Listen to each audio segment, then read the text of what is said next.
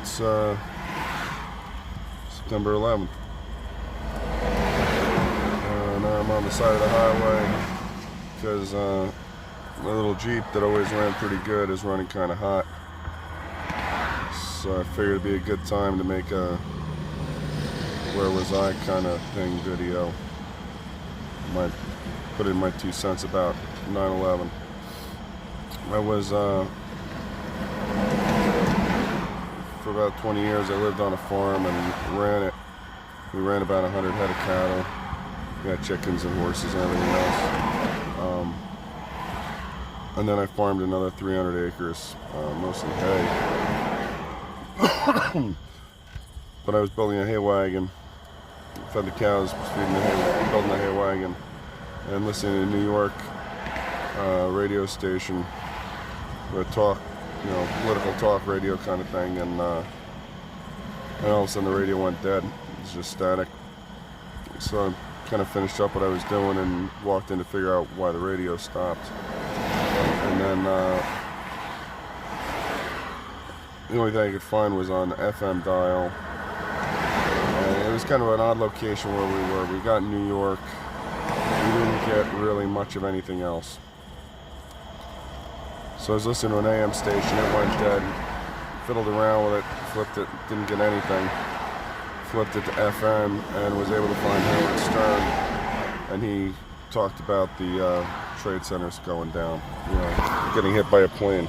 Apparently the station I was listening to, they had their antennas on Tower 1, and that's why they went down first. I went in the house, turned on the TV, and just in time to see the plane hit the second building.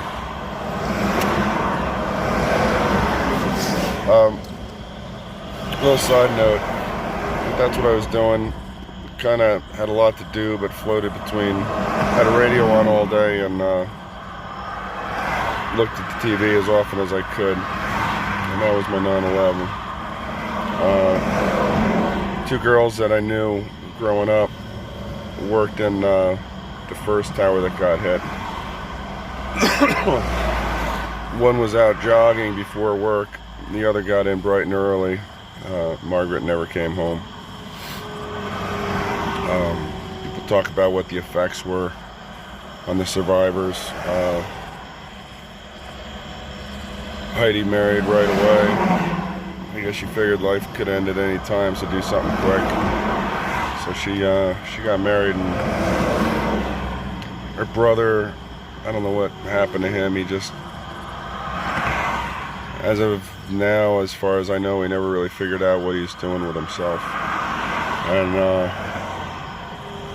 her father was a kid in the Nazi youth and was taken captive in the Battle of the Bulge. So he'd seen all kinds of destruction and, mass mayhem. He actually took it surprisingly well.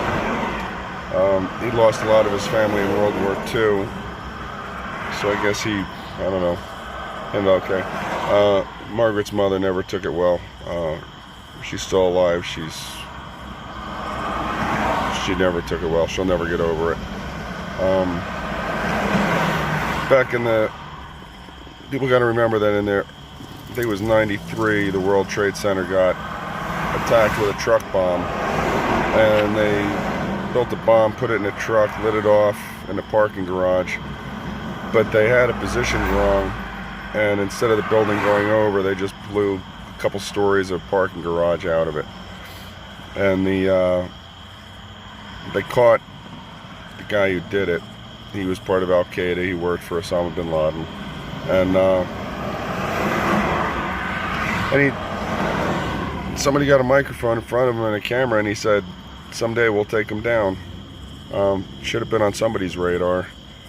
In about 96, 97, a friend of mine didn't like what he was doing for work, made a lot of money doing it, but didn't like it. He decided he wanted to fly 727s.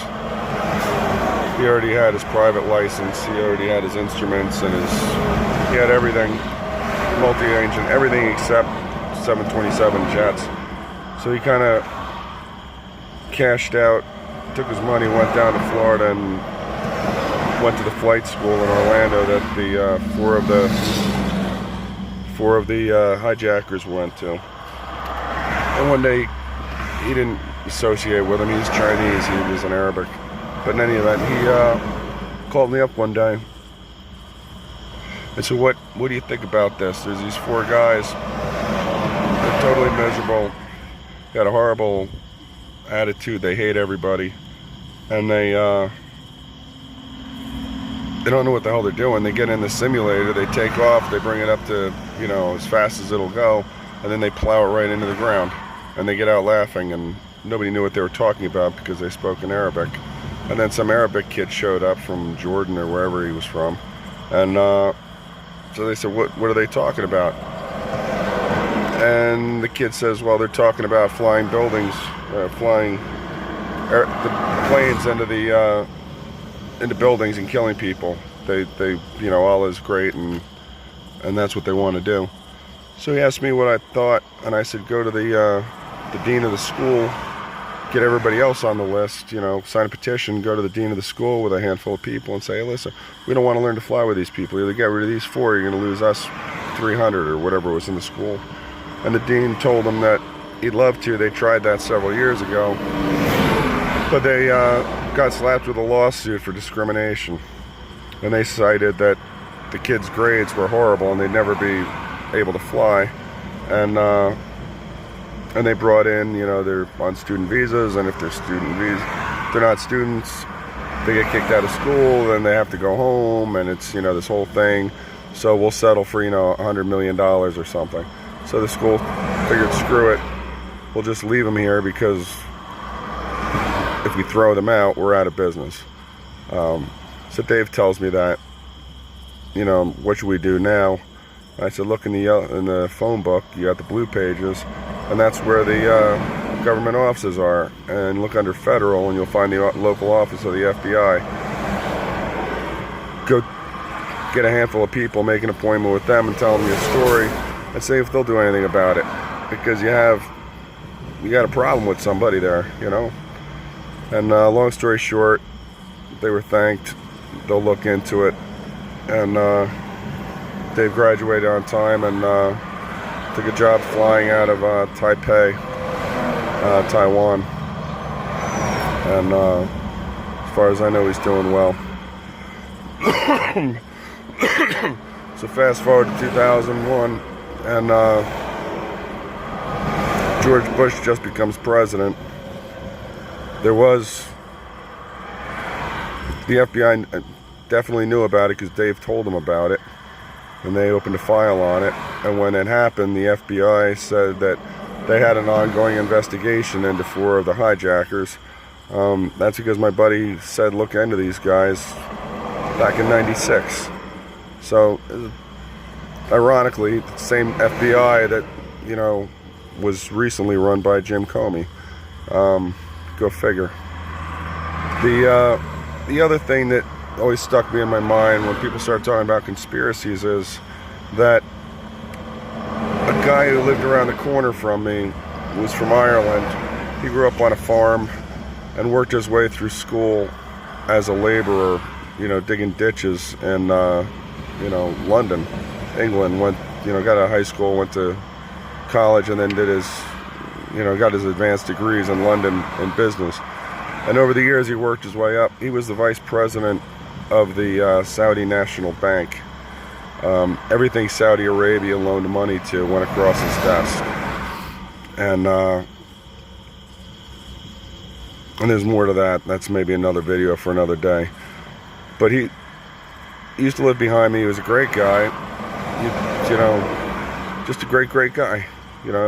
On the weekends, if you didn't, he'd be out in his backyard digging a hole, digging a ditch with his kids, so his kids would know how to dig a ditch, because no matter what you get to in life, you never know if you're going to keep it, and it's always good to have a skill like digging a ditch. So his kids hated him for it, but they dug water lines out to their barn, they dug power lines out to the street for lights, they was always digging holes all over the place. Just a good, down-to-earth guy. But everything they did went across his desk. Really good guy, but extremely smart guy too. And they financed you know, housing developments, commercial buildings, excuse me, factory expansions. I mean, anything that a bank can finance, they did, you know. But about 6 months before the original Gulf storm happened, you know, in '90, I was riding my horse through the back of his property, and he was out there cutting wood. And so we stopped, we started talking, and he told me the entire Desert Storm, how it was going to happen, why, what all the players were, what the real issues were. Every time there was going to be a correction in the market, he knew it beforehand. I mean, this guy was wired in.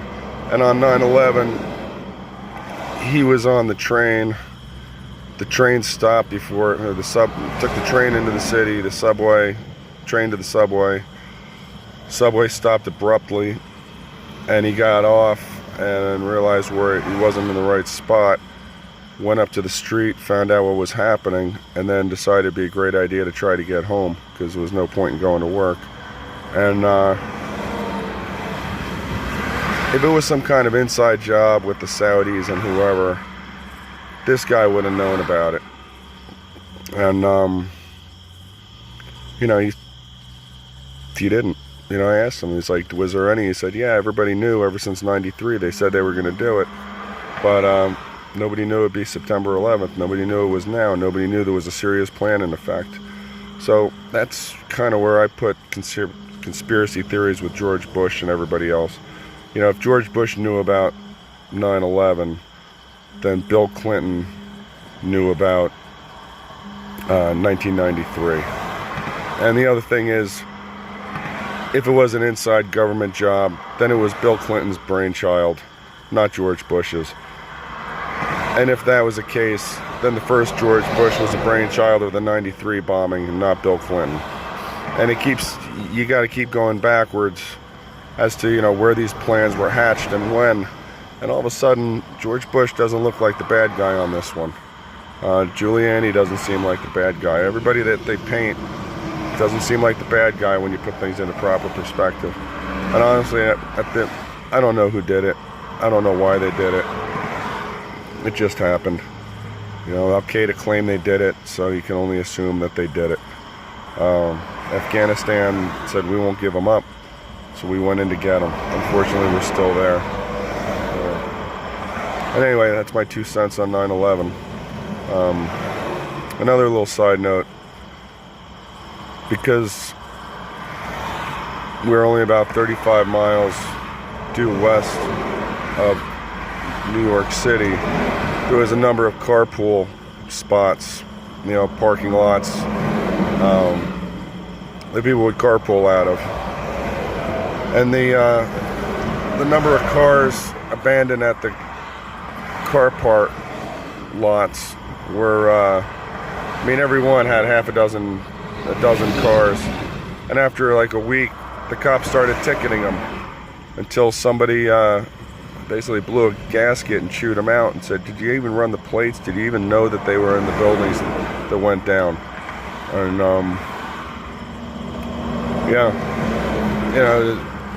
with everything going on, these guys never connected one and one and came up with two. So that was kind of a shit show. But after that, after 9/11, a lot of people moved out to Hunterdon County, New Jersey, where I used to live. And on one hand, brought in some new faces that were, good to meet. And on the other hand, it brought in a lot of people that caused me to leave New Jersey altogether. But anyway, that's my 2 cents on 9/11. It's probably the longest video I've ever made. Probably the longest video I ever will make. You have a good night.